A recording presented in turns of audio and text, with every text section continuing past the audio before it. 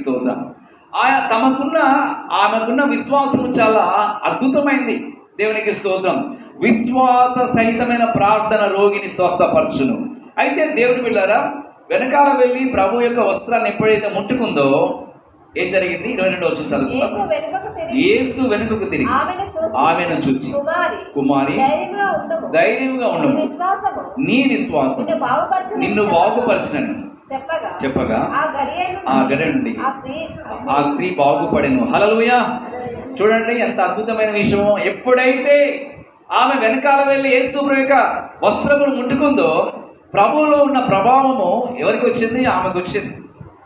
అంటే మన అనుదిన జీవితంలో, అనుదిన ప్రయాణంలో ప్రతి సేవకుడికి, ప్రతి విశ్వాసికి, ప్రతి దేవుని బిడ్డకి ప్రభు యొక్క స్పర్శ అనేది అవసరం. ఆయన ప్రభావం లేకుండా, ఆయన శక్తి లేకుండా, ఆయన ఆత్మ లేకుండా, ఆయన ప్రత్యక్ష